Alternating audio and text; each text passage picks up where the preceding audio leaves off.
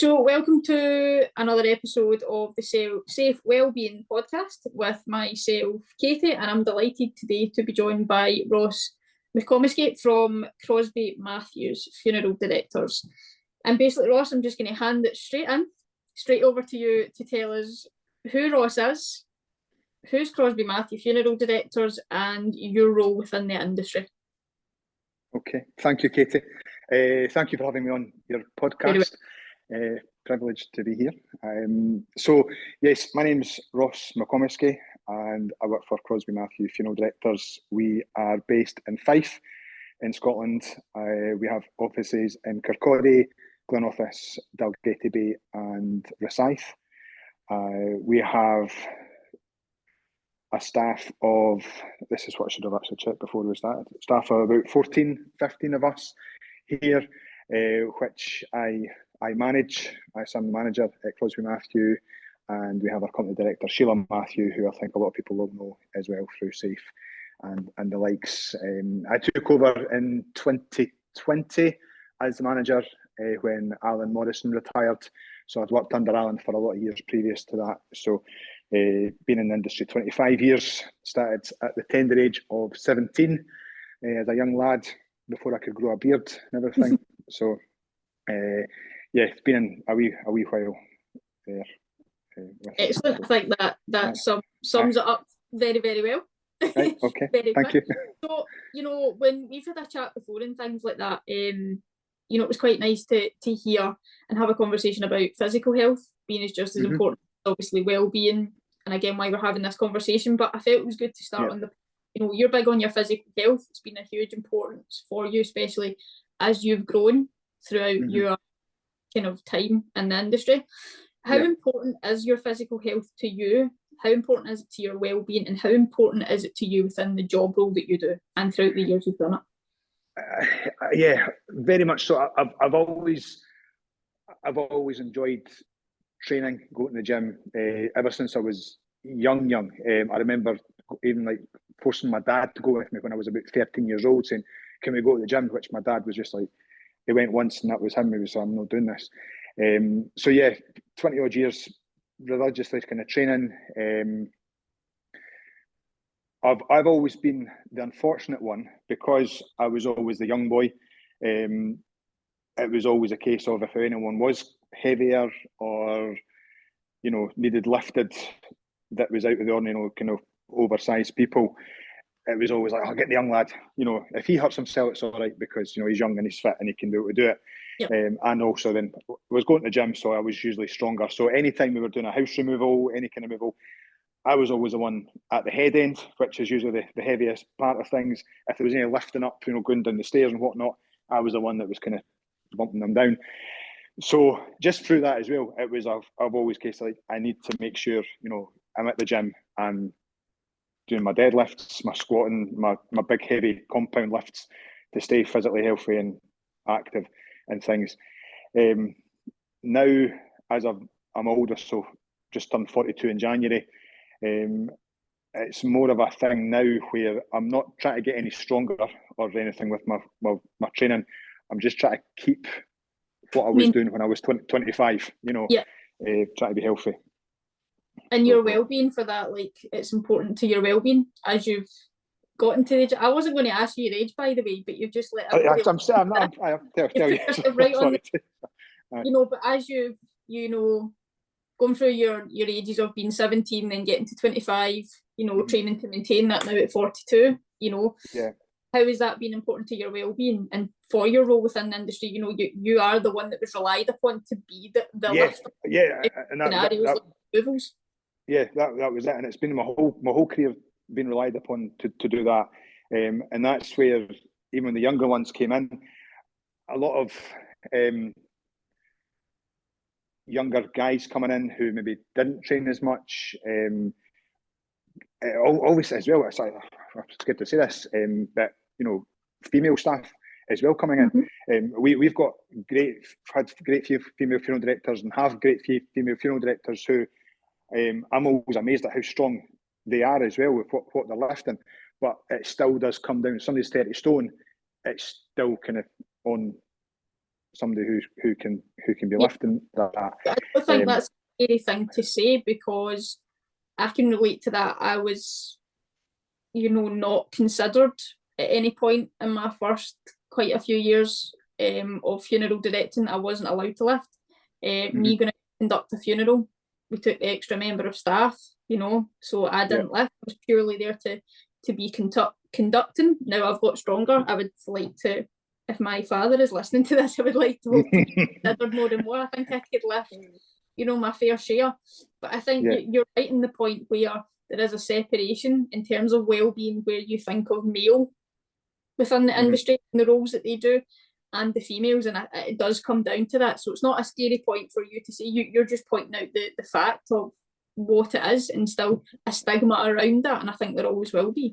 Yeah, and you're always going to get somebody, a girl who will play train and really can lift, who'll say, I can lift as much as the guys, and absolutely, yes, they can.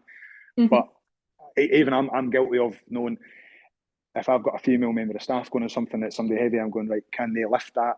And then I'm sending a guy out and not even thinking twice about it. And that's bad on me, because then I'm not really looking out for the guy's well-being as I am for the girl, instead of that.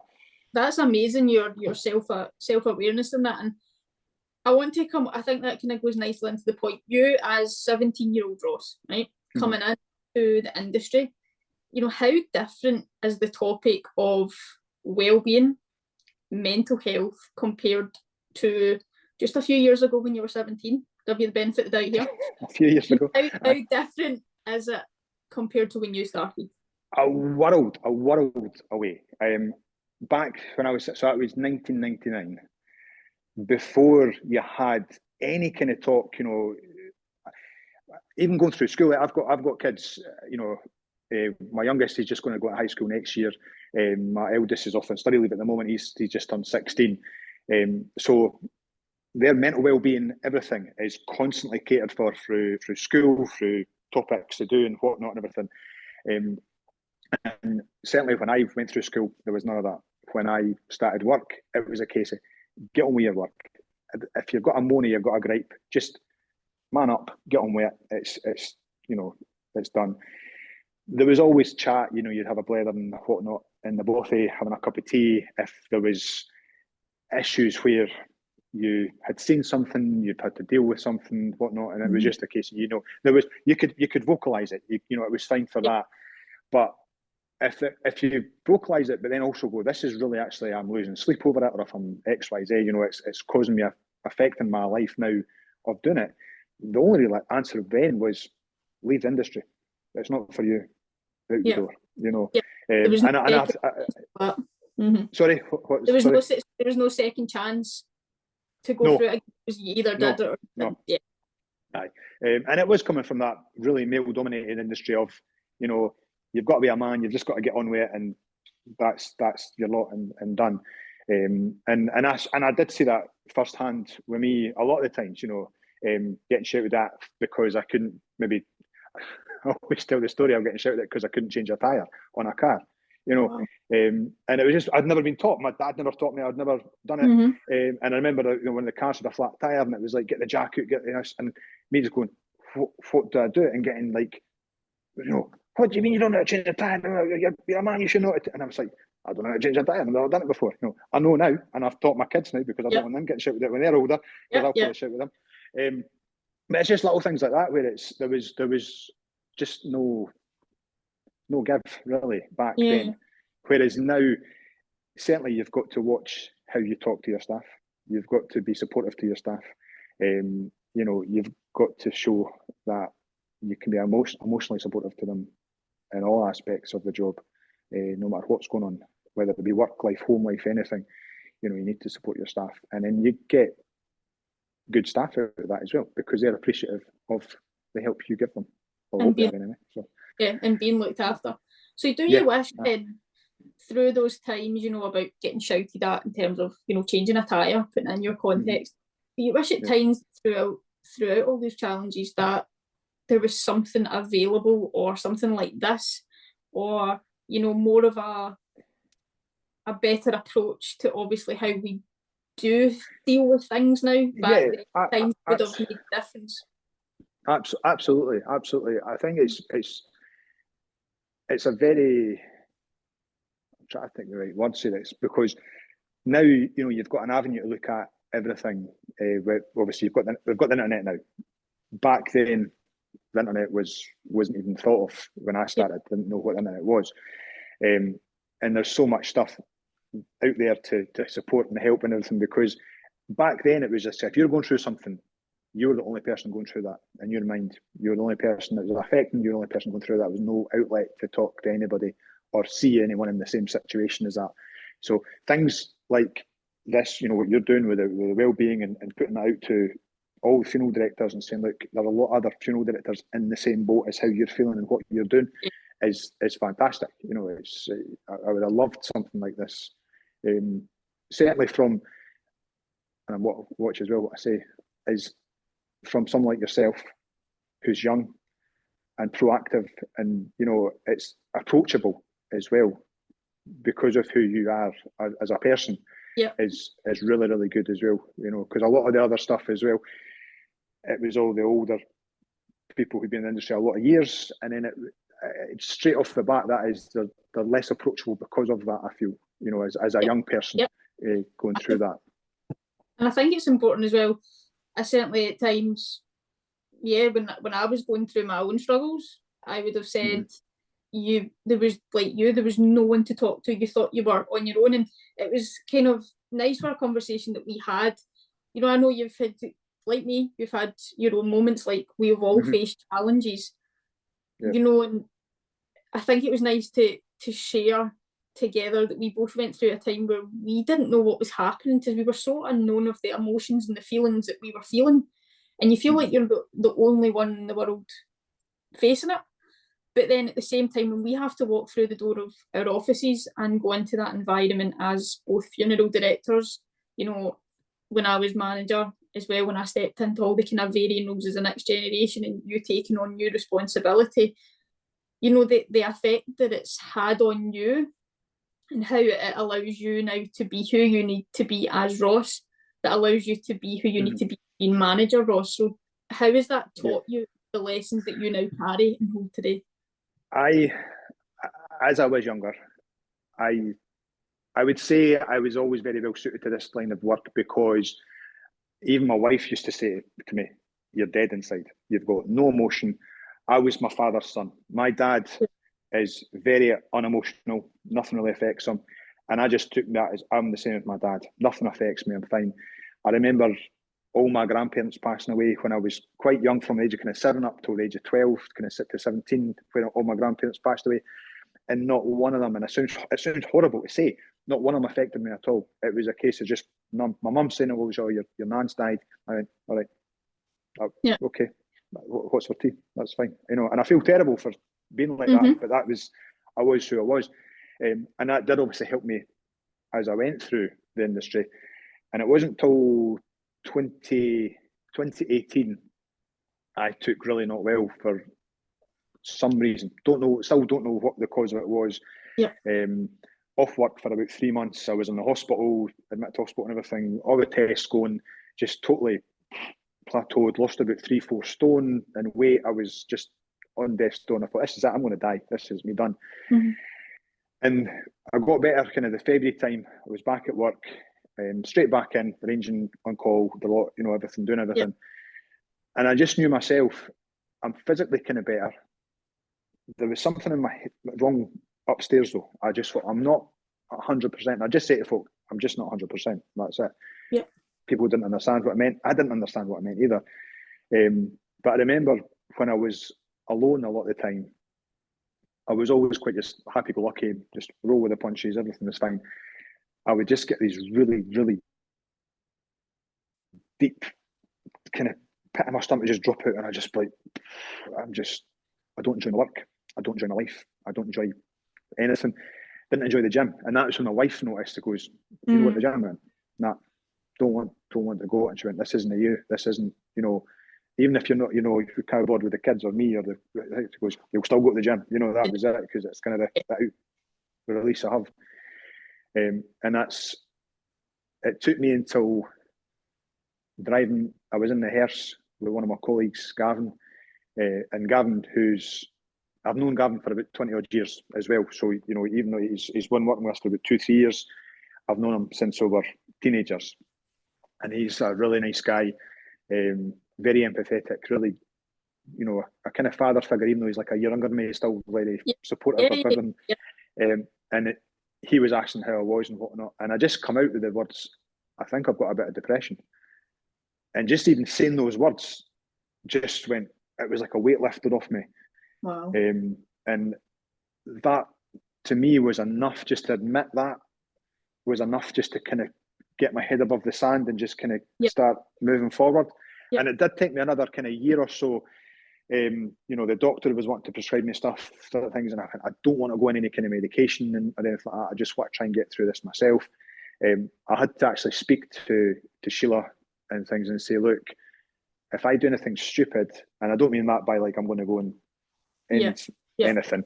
If I hand my notice in, and I said to my wife as well, goes, if I ask for a divorce, don't listen to me. You know, I'm doing thinking some stupid stuff that I just trying to want to change my life, that I thought that's a good idea, we'll do that.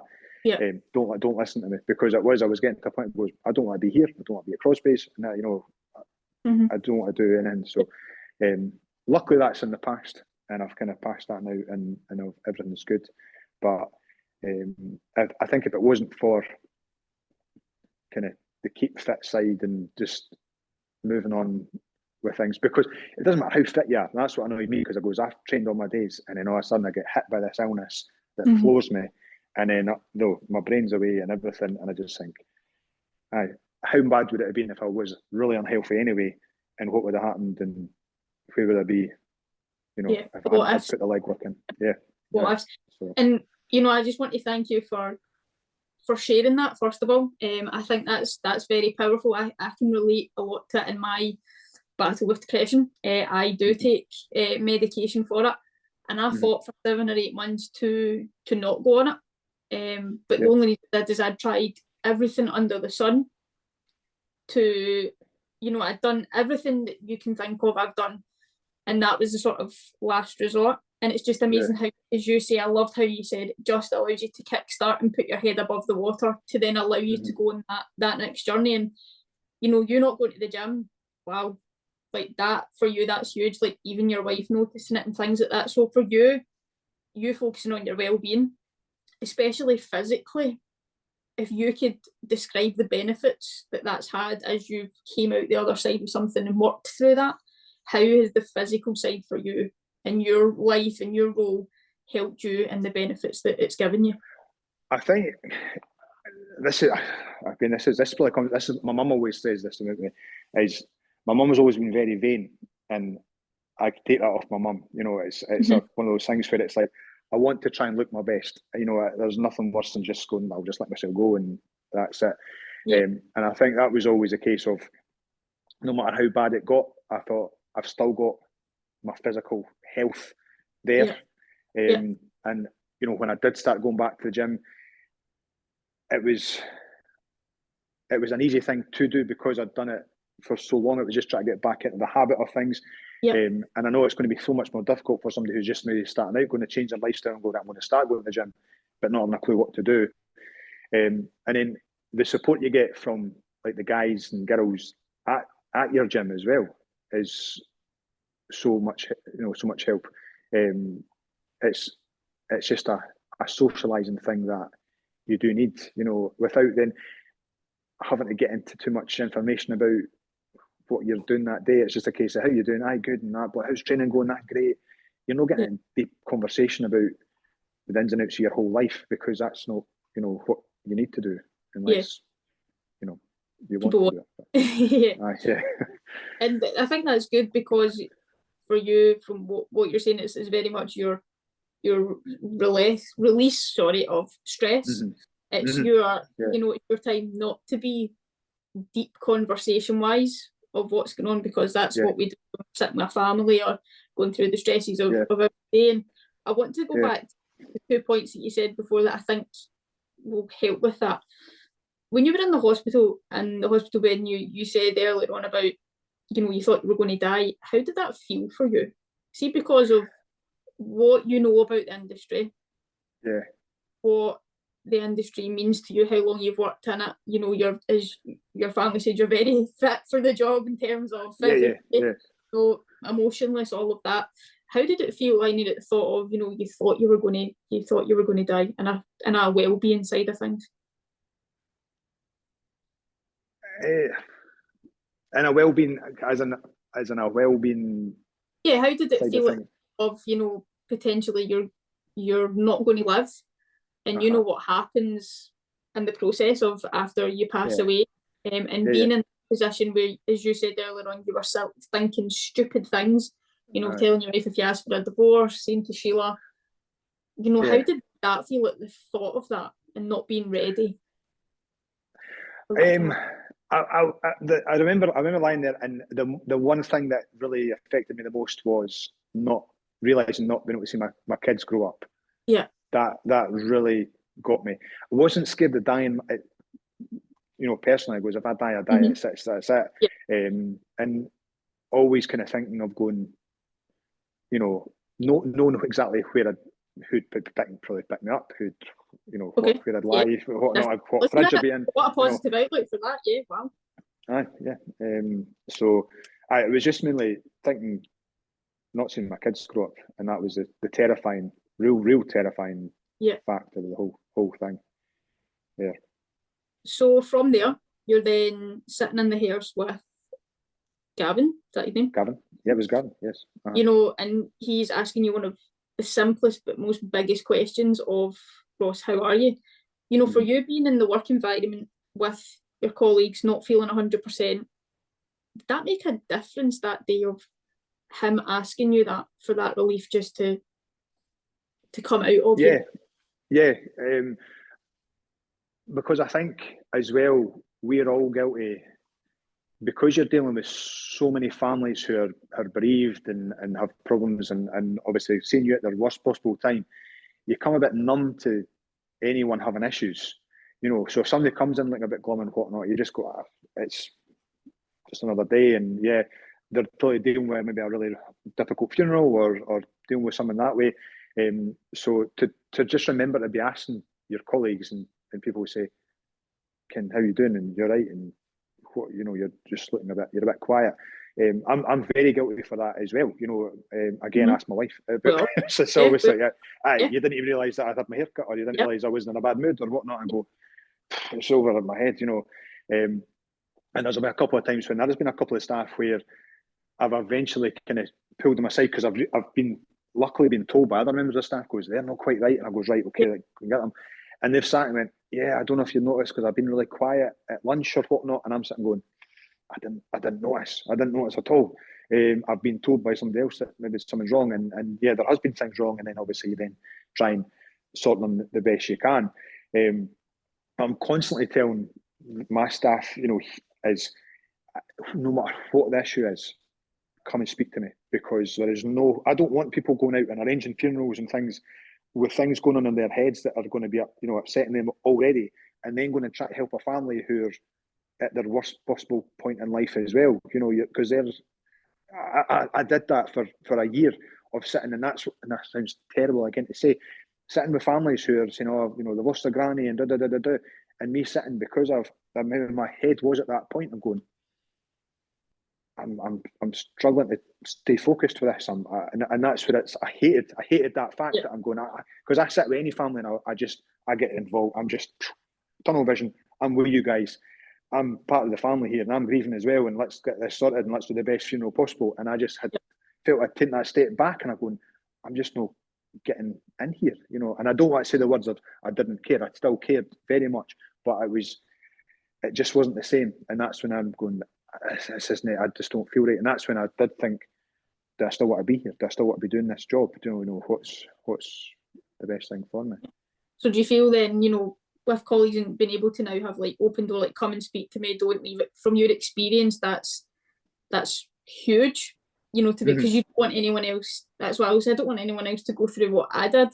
And I totally agree with, I came back in after just under 3 months, came back in far too early. I should have been off for a minimum of 6 months, if not more. Yeah. And to be able to help a family and not be a hypocrite, but not be what they needed me to be. You know, we promote our values, our mission, we're there for our families.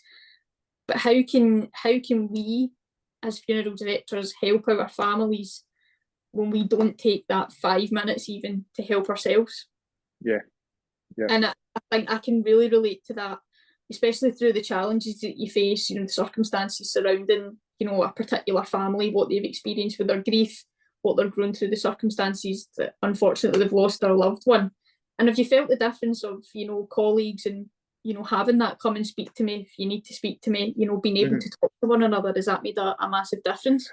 It's a huge difference. I think it's still always going to be an uphill struggle, because they maybe feel that their problems are still their problems and they don't want to burden me or the work with what's going on. But it's still just a constant saying. It's like, no, if you're not right, if you've got anything, even as I say, just, you know, things aren't going right at home, or, you know, you're moving house, or you're, you know, because there's a lot of things. One of the guys just had a child, and, you know, and I know how I felt when my first was born. It was like, I was just, you know, don't even talk to me about it. You know, I was horrendous when my when Callan was born. So anything at all, but it is just difficult making sure. Come and speak to me. You know, tell me what's going on. I'll not make you go and arrange a funeral if you're feeling X, Y, Z, or if you're, you know, going out and whatnot and everything. You know, I'm there to pick up the pieces. Sometimes being told I take on too much of that responsibility and then arranging too much stuff. And comes from the heart. It comes from experience and comes from the heart. Because they say now that the best experience is the experiences that you've lived through, and, you know, you're in the driving seat of knowing what certain situations is like. So no one can fault you for that. You know, as much as you say positive and negative. And I think it comes on to the last question that I want to ask you. You know, for anyone listening or watching us having this conversation, which has been incredible, any tips or advice for anyone listening that might benefit them, first of all, you know, in a physical aspect, but also for a well-being aspect? Any tips for a physical aspect? I say to everybody here, I'm constantly at people who don't go to the gym, go to the gym. Right? That's just a given. There's so much benefits from training that not even, well, it's mental health, obviously, but the fact that you get rid of the fat in your body, you're building the muscle in your body, your whole body is just going to be healthier. You know, the muscle in your body is killing a lot of toxins that are going through your body and everything. And it's now getting, you know, it's pretty much proven as well with a lot of research of it's prolonging your life, is that you're doing compound lifting and you're doing, you know, that kind of stuff up till in your 80s and whatnot, is you're living longer, you're healthier, you're fitter and whatnot. And yeah, it's an avenue of speaking to people, getting out of the house, doing stuff. Even last night, it was my wife. She works shifts, so she phoned me at like 5 to 5 saying, "Oh, Callan's going across to my mum's for my tea and blah blah blah." And I'm going, "Where are you?" Because I thought she was day shift. Oh, I'm back shift. I'm finishing at 11, so it meant then I wasn't getting to the gym. So in my head, I'm training X Y Z tonight. I couldn't get. And honestly, that just knocked me for 6 last night. I was just even Callan said to me later on, he went, "You all right?" And I was like, I don't know what I'm doing with myself, because I had plans to do that and then I couldn't get to the gym, and now I'm in the house and I'm eating pickled onion munch for lunch, and I'm shouldn't be doing that, you know, as you do. It's like, because if I get bored, I'm just raiding the cupboards, you know, I'm texting my wife saying, "Where's the chocolate digestives?" You know, so it's just bad news all around when that happens. And some days are like that. Again, working in the profession, that comes with the territory as well, I suppose. But if there was a message that, you know, to finish up, a message that you would want anyone to hear, or words of encouragement or motivation that may help anyone listening, what would it be? Talk. Don't listen. Say talk, but don't listen. That doesn't make sense. Don't listen to anybody who slates what you're doing to stay healthy. A real thing that always stuck with me is a guy I used to train with a few years ago, worked in Edinburgh as an architect. It was quite a high pressure job with the things happening. And his release again was the gym. You know, he'd go every night, we'd train and everything. And the guys at his work used to make fun of him because they'd say, "You just go to the gym every single night. That's really sad." But they would go from the office and go straight to the pub every night and have a few jars, and that was their release. Yeah. And it seems to, in society, that's totally acceptable. I just finish work, go to the pub for a few pints every night. Fine. You go to the gym every night. That's weird. What are you doing? You know, and that's what I would say is, whatever you're doing to stay healthy and whatnot, if you're running and if you're training or you're climbing mountains or whatnot, don't let anyone tell you that's, oh, you're a bit, you know, strange for doing that, because you're not. Be you, do the you. best thing to do. Yeah. Yeah. Aye. Yeah. That's it. I think that's a really nice point on that, and I think anyone listening back to this, I hope they've taken a lot of it. I've even learned quite a lot. Okay. And I think it reaffirms the message that even the journey that I've gone through and do go through, I'm very much gym wise anyway, you know, personal training as well as funeral director. Yep. But it does help sometimes when we have to go into the job situations and clear the head, and when I can't go, I'm like, oh right, well, what can I do instead? Can I go for a walk? That sort of thing. So we're all doing it, and we're doing it in the ways that we know that help us. So it's been absolutely fantastic. Thank you so much for joining me and sharing your story. And anyone listening back to this, I hope you take as much away from it as I certainly did, and I hope you do too. So Ross, thank you very much, and we'll see you soon. Yeah, thank you.